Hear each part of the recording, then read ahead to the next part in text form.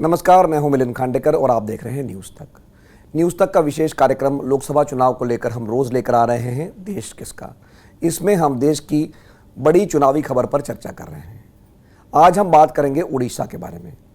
राहुल गांधी जब उड़ीसा में अभी भारत जोड़ो न्याय यात्रा लेकर गए थे तो उन्होंने कहा था कि बीजेपी और बीजेडी में फ़र्क सिर्फ डी और पी का है। बीजू जनता दल यानी बीजेडी और बीजेपी यानी भारतीय जनता पार्टी, इसमें ये दोनों एक ही पार्टी है। दरअसल सिर्फ ये डी और पी का फ़र्क है। और कांग्रेस ने पिछले कुछ महीनों से दोनों की शादी के कार्ड भी बांटना शुरू कर दिए थे।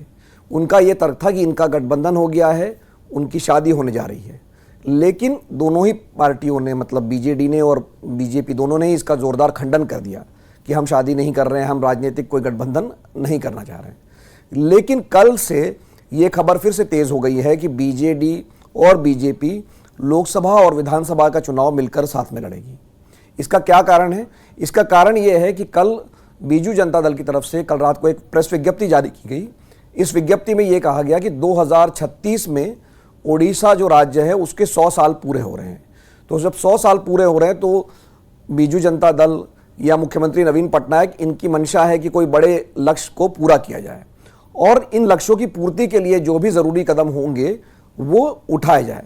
तो इसके बाद ये अटकलें तेज़ हो गई। आज खबरें भी आई है कि अब बीजेडी और बीजेपी का मिलन होना तय है।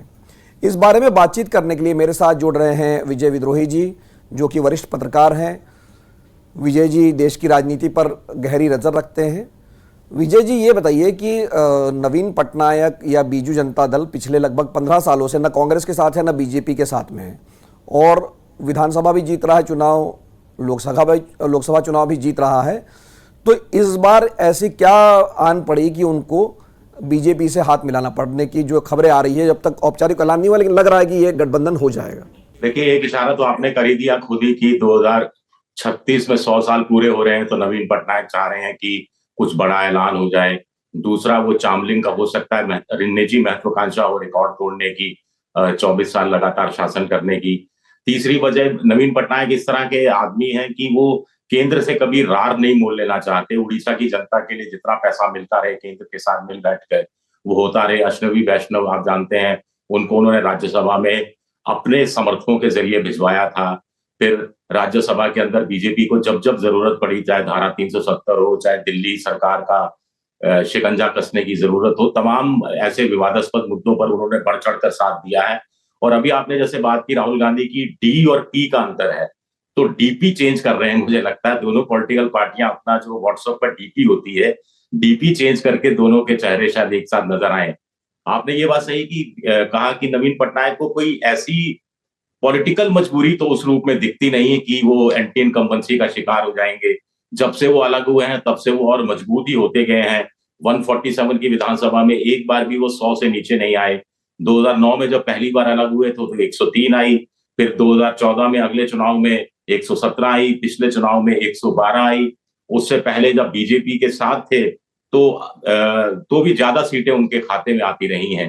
तो ये कुछ चीजें हो सकती हैं। फिर कांग्रेस लगातार कमजोर हो रही है, कांग्रेस की जगह बीजेपी लेती जा रही है और शायद नवीन पटनायक को लगा होगा कि पॉलिटिकल करियर थोड़ा और लंबा खींचा जाए और अपना उत्तराधिकारी का जो मसला हल करना है वो भी इस बीच उत्तराधिकारी का मसला भी वो हल कर लें। ये हो सकता है कि ये कुछ वजह हो, क्योंकि ईडी कोई वजह नहीं हो सकती, इनकम टैक्स कोई वजह नहीं हो सकती और ना ही कोई सीबीआई वजह हो सकती है। और तो मुझे लगता है उड़ीसा की जनता की खातिर शायद ये लिया गया फैसला नवीन पटनायक की तरफ से हो सकता है। कोई पॉलिटिकल मजबूरी उस रूप में नजर नहीं आती। बात सही है विजय जी कि कोई पॉलिटिकल मजबूरी नज़र नहीं आती है, क्योंकि अगर आप देखिए कि वहाँ पर जैसे विजय जी ने अभी आंकड़े पेश किए कि विधानसभा का भी चुनाव होने जा रहा है अभी अगले कुछ महीनों में और लोकसभा का भी चुनाव होने जा रहा है।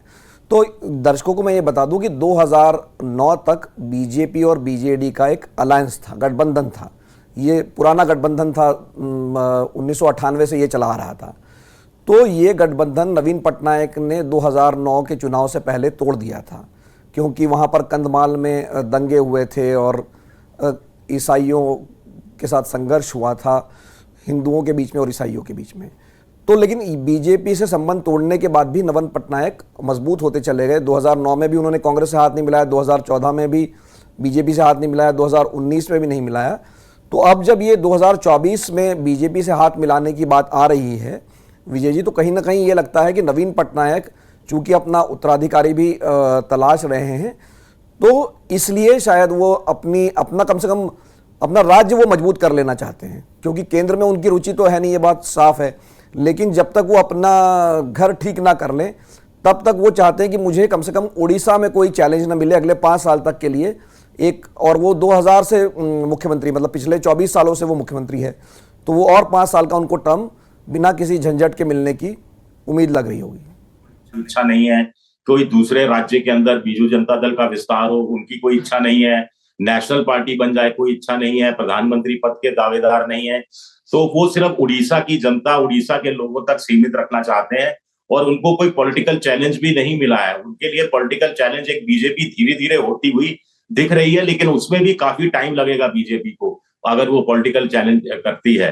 तो मुझे लगता है कि शायद वो थोड़ा कहते हैं ना कि जिंदगी की शाम में थोड़ा आराम के साथ खुशनुमा माहौल में चीजें जारी की जाएं, तो मुझे लगता है कि ये बात उनकी नजरिए से ज्यादा ठीक नजर आती है। विजय जी, आप जानते हैं और हमारे दर्शकों को भी मैं बता दूं कि जो बीजू जनता दल या नवीन पटनायक जिस राजनीतिक विचारधारा से आते हैं वो समाजवादी विचारधारा है या वो एक सेकुलर राजनीति के पक्षधर रहे हैं, और बीजेपी से उन्होंने हाथ मिलाया है, लेकिन वो हमेशा उसकी जो हिंदू की राजनीति है उससे वो परहेज करते आए हैं। तो मैं थोड़ा दर्शकों को ये बता दूं कि बीजू जनता दल दरअसल बीजू पटनायक के नाम से बना है, जो कि नवीन पटनायक के पिता थे, बड़े नेता थे, जनता दल और समाजवादी विचारधारा से जुड़े हुए थे, मुख्यमंत्री भी रहे उड़ीसा के, और उनके निधन के बाद ये पार्टी बनी थी। और नवीन पटनायक भी जब मुख्यमंत्री बने थे या जब नेता बने थे, बल्कि मुख्यमंत्री तो बाद में बने, लेकिन जब वो इस दल को लीड कर रहे थे तब भी उनके पास कोई राजनीतिक अनुभव भी नहीं था, बल्कि उनको उड़िया भाषा भी नहीं आती थी। तो उसके बावजूद भी वो पिछले 24 सालों से बहुत अच्छा शासन कर रहे हैं। तो विजय जी, ये नवीन पटनायक के बारे में थोड़ा हमें बताइए कि ये जो जिस वो बैकग्राउंड से आते हैं और अब बीजेपी से वो हाथ मिलाने जा सकते हैं, तो इसको आप कैसे देखते हैं? देखिए, आपने सही कहा कि बीजू पटनायक, इनके पिता बहुत बड़े नेता हुआ करते थे, पंडित नेहरू के बड़े करीब हुआ करते थे, और इंडियन एयरफोर्स में उस समय रॉयल एयरफोर्स हुआ करती थी, उसमें पायलट हुआ करते थे। और आपको ये चीज भी एक हमारे दर्शकों को बता दूं कि जब कश्मीर वाला 1947 में जब कबालियों ने हमला किया था, तो भारत के फौज को लेकर जो पहला हवाई जहाज उतरा था श्रीनगर एयरपोर्ट पर, उसमें पायलट बीजू पटनायक ही थे। तो वहां से बेटे को विरासत मिलती है, बेटा उड़िया नहीं जानता, किताबें लिखते हैं, आज भी किताबों से उनको करोड़ों रुपए की हर साल रॉयल्टी मिलती है, और सारी रॉयल्टी भी वो उड़ीसा की जनता पर खर्च कर देते हैं। कालिया नाम की एक स्कीम है किसानों के लिए, जैसे जिससे बीआरएस ने जो केसीआर ने जो रायतू बंधु स्कीम चलाई कि प्रति एकड़, प्रति किसान, प्रति फसल, प्रति खरीफ और प्रति रबी की फसल पर निश्चित एक सब्सिडी मिलती है, और उसमें खेती और मजदूरों को भी, जो मजदूरी करते हैं या बटाई पर काम करते हैं, उनको भी नवीन पटनायक ने शामिल किया। आपको ध्यान होगा कि वहां पर अकाल जैसी आदिवासियों के बीच में बड़ी प्रॉब्लम रही है, और उसको भी निपटाने में भी बड़ी भूमिका निभाई। कुल मिलाकर उड़ीसा में मुझे लगता है नवीन पटनायक केंद्र सरकार पर ज्यादा निर्भर करते रहे हैं कि योजना, केंद्रीयकृत योजनाओं का पूरा पैसा उनको समय पर मिलता रहे और वो पैसा जनता की भलाई पर खर्च करते रहे। तो इस तरह की जो नस्ल के पॉलिटिशियंस हैं वो धीरे धीरे कम होते जा रहे हैं। यही वजह है कि मनमोहन सिंह ने भी कभी भी उन पर व्यक्तिगत तौर पर कभी हमला नहीं किया था, आपको ध्यान होगा, और ना ही जितनी भी पॉलिटिकल पार्टीज के जो विपक्ष के नेता हैं सब पर प्रधानमंत्री की नजर रहती है, सब मोदी जी सबकी आलोचना करते हैं, लेकिन नवीन पटनायक को लोकप्रिय मुख्यमंत्री के रूप में उन्होंने हाल ही में कहा था। तो कुल मिलाकर अब नवीन पटनायक कोई राजनीति का शायद नया अध्याय लिख रहे हैं, या बीजेपी की जो स्क्रिप्ट है उसमें बीजेपी का सहयोग करते हुए नजर आ रहे हैं। मोदी जी की जो इच्छा है कि इस बार 400 पार पर पहुंच जाएं, तो उस आंकड़े तक पहुंचाने में, उस लक्ष्य तक पहुंचने में नवीन पटनायक शायद अपनी कोई भूमिका देख रहे हैं। इस पर बहस जरूर की जा सकती है। लगता है विजय जी, सबसे आखिर में हम उसी पर आते हैं कि जो प्रधानमंत्री ने नारा दिया है कि एनडीए को इस बार 400 से पार देना है, तो पिछली बार से मोटा मोटा मैं कह रहा हूँ 50 सीटें कम पड़ती है अगर जो पिछली बार की एनडीए की टैली थी, और कुछ सहयोगी आए हैं, कुछ गए हैं, तो 21 सीटें आती है लोकसभा की उड़ीसा से, और पिछली बार वहाँ पे 12 सीटें बीजेडी को मिली थी और 8 सीटें भाजपा को मिली थी। और इस बार भी जो प्रोजेक्शन ओपिनियन पोल कर रहे हैं कमोबेश यही है कि बीजेडी का पलड़ा भारी रहेगा।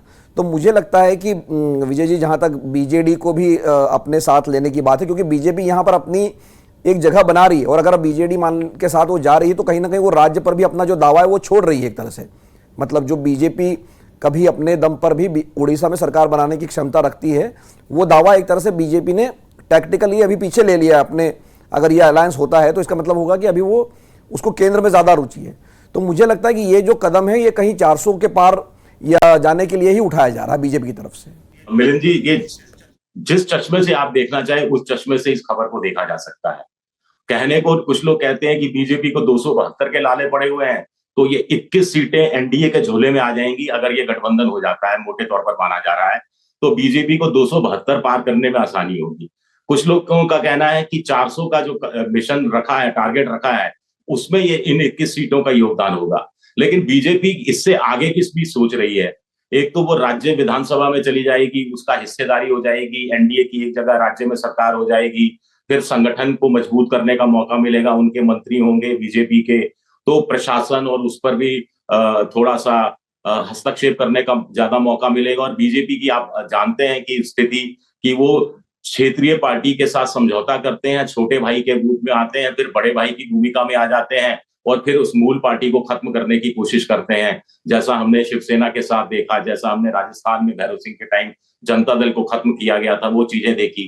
तो कुल मिलाकर बीजेपी के लिए तो सबसे बड़ी खबर तो ये है कि अगर ये अमल में आ जाता है ये महागठबंधन एक तरह से, तो नैरेटिव एक नया सेट होगा कि देखिए नीतीश के बाद आरएलडी के जयंत चौधरी, उसके बाद नवीन पटनायक तक एनडीए के साथ चले गए हैं। वो जो दूर रहते थे, 2 हाथ की दूरी रखते थे, वो भी साथ आ गए हैं। तो ये नैरेटिव बदलने वाली दिशा में भी है। और प्लस लोकसभा की, क्योंकि कांग्रेस तो तीसरे नंबर पर है, और जहां जहां कांग्रेस तीसरे नंबर पर रही है और उसका वोट परसेंटेज 10-12% से नीचे गया, उसके बाद कांग्रेस कभी उठ के नहीं आई। तो अगला दावा बीजेपी का उड़ीसा के अंदर अपने दम पर सरकार बनाने का ही होगा। और ऐसे में वो शायद इंतजार कर रहे होंगे, जैसा बिहार में इंतजार हो रहा है कि नीतीश कुमार के सियासी सफर के खत्म होने का, उसी तरह नवीन पटनायक के सियासी सफर के खत्म होने का शायद बीजेपी थोड़ा ठंडे मन से, मुझे लगता है कि इंतजार कर रही है, और तत्काल फायदा तो उनको इन चुनाव में होना तय है। जी, बहुत बहुत धन्यवाद इस बातचीत के लिए। जैसे कि विजय जी ने बताया कि हमें समझाया कि बीजेडी और बीजेपी का समझौता क्यों हो सकता है। मैं साफ कर दूं कि अभी भी कोई औपचारिक घोषणा बीजेपी और बीजेडी के गठबंधन की नहीं हुई है, लेकिन आज अखबारों में भी खबर छपी है, सब तरफ यही खबर है कि ये गठबंधन होने जा रहा है। और इस खबर के पीछे मैंने जैसे कहा कि एक प्रेस विज्ञप्ति जो निकली थी कल बीजू जनता दल की तरफ से कि 10 या 12 सालों में 2036 में 100 साल पूरे हो रहे हैं उड़ीसा राज्य के, तो उस उपलक्ष्य में राज्य के लिए बड़ी उपलब्धियां हासिल करना है, लक्ष्य प्राप्त करना है। तो जब भी नेता कोई बड़े फैसले लेता है तो हमेशा कहते हैं कि वो जनता के हित में या राज्य के हित में या देश के हित में, तो वही कमोबेश उस प्रेस रिलीज की भाषा थी। और मैं एक बात और बता दूं दर्शकों को कि जो उड़ीसा राज्य के आज़ादी से पहले जो है ये बंगाल प्रेसिडेंसी का हिस्सा होता था, उड़ीसा, बिहार और बंगाल।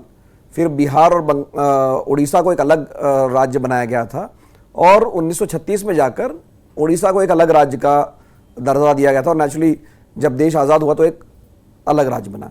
तो ये 2036 के नाम पर 2024 की राजनीति हो रही है। आज का कार्यक्रम देखने के लिए बहुत बहुत धन्यवाद।